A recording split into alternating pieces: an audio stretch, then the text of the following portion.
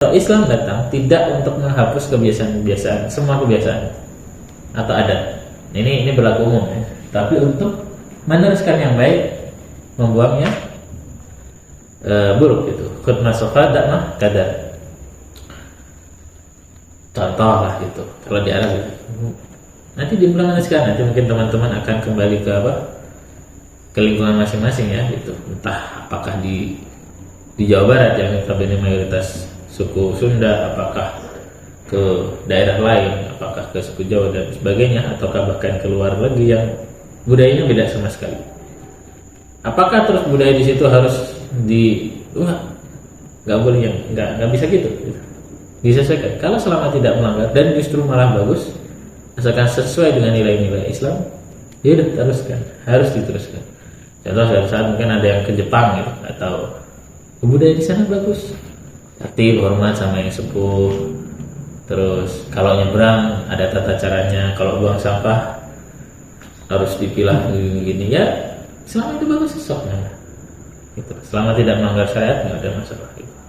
Kecuali sudah urusan dengan ini melanggar syariat, apakah harus ya disesuaikan aja bagian yang nggak melanggar syariat gitu. Ini itu yang diajarkan oleh Rasul. Banyak sekali kebiasaan-kebiasaan yang diteruskan, kebiasaan-kebiasaan begitu.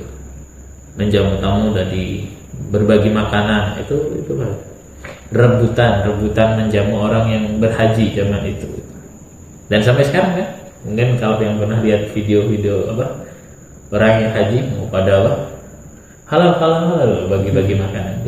Itu kebiasaan, bahkan kebiasaan jahiliyah yang dipuji dan bukan di stop udah lah.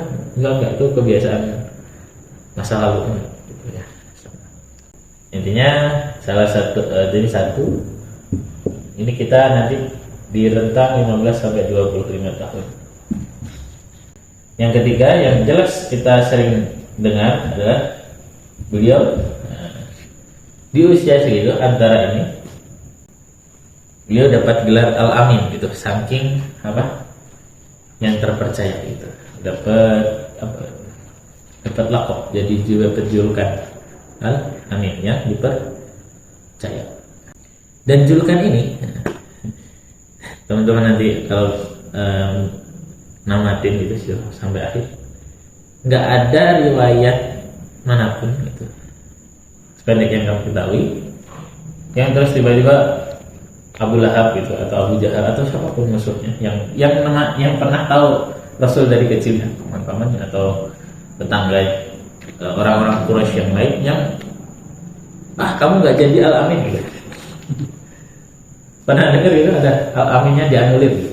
Nggak ada gitu. Apa yang dikritik bukan ini, gelar ini tetap diakui sampai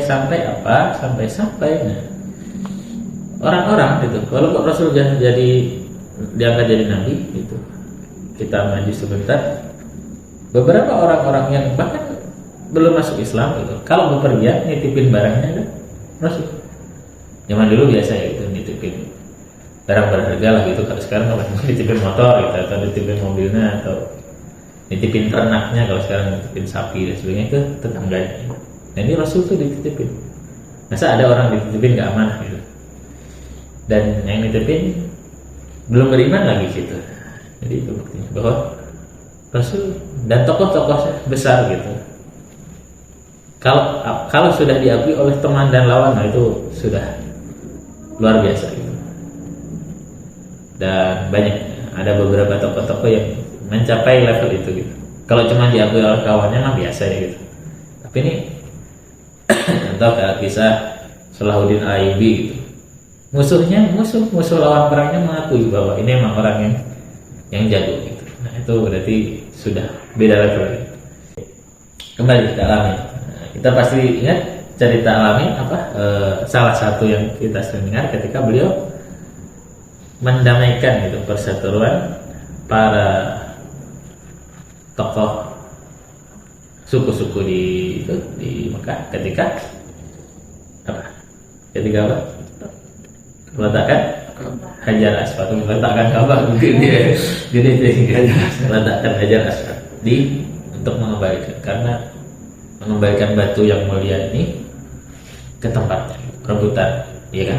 Pikirnya orang-orang itu bukti bahwa Rasul kita itu orang yang kreatif.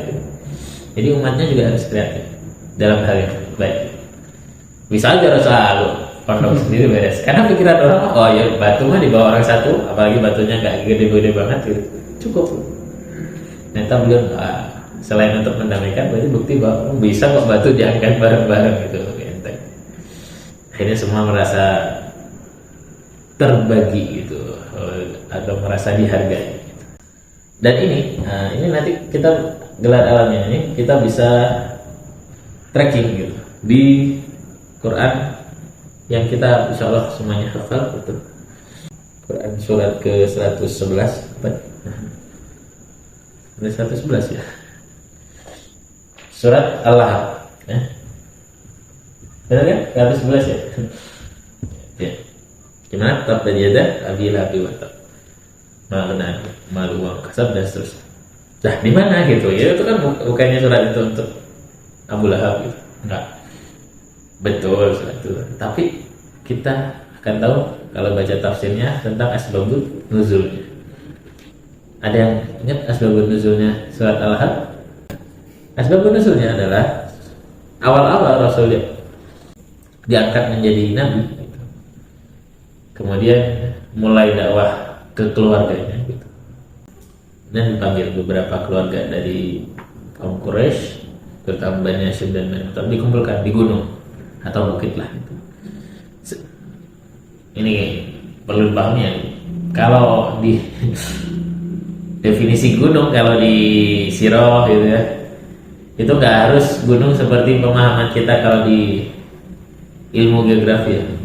Geografi mah gunung adalah yang ketinggiannya minimal 1.500 atau ke atas. Enggak ya. Jadi kalau ini Jabal Uhud, Jabal Gunung Uhud, ya sebenarnya mah nggak tinggi-tinggi banget gitu. Ya bukit lah kalau kita. Jangan main terus kayak ke Gunung Kawi atau gunung mana di sini. Galunggung ya di rumah sini gitu. Enggak ya, Jabal Uhud mah ya tinggi tapi ya enggak yang setinggi itu. Enggak yang harus pakai carrier mendakinya ya. Nah, di situ dikumpulkanlah keluarganya terus tanya, "Wahai kaumku, gitu, apakah kalian percaya gitu? Jika seandainya aku katakan di balik gunung ini gitu, di balik bukit ini ada tentara musuh yang siap menyerang." Ini kan nguji ya gitu sebenarnya. Wah, semua kompak jawab. Ya, kamu percaya kan? Kau al-amin gitu. Mal mungkin lah gitu, ngomong. Dan Rasul diangkat tuh jadi nabi, jadi Rasul usia 40 atas ya. Jadi menunjukkan bahwa gelar al-aminnya masih nggak ada yang mencabut gitu. Masyarakat nggak jadi alamin, nggak ada. Cari dari mana? Insya Allah nggak ada gitu. Karena memang itu bahkan sampai akhirnya akhirnya tetap di alamin gitu gelar. Karena memang seterpercaya itu secara. Nah, tapi ya, Rasul tanya tadi, oh ya kompak, ya. Terus ya, nah maka saksikanlah bahwa aku adalah seorang Rasul yang diutus oleh Allah dan sebagainya mereka. Gitu. Wah, langsung tiba-tiba orang pertama yang menghujat, ya, mengumpat, yang komen gitu ya kalau bahasa sekarang mah itu Abu Lahab itu pamannya sendiri, paman kandung. Apa katanya? Tabbalaka ya Muhammad gitu. Alihada jama'atana gitu. Celaka kamu Muhammad gitu ya. Terus apakah untuk ini kamu hanya cuma untuk ini kamu mengumpulkan kami semua gitu. Nah, makanya sama Allah dibalas pakai surat Al-Lahab. Tabbat yada abi lahab.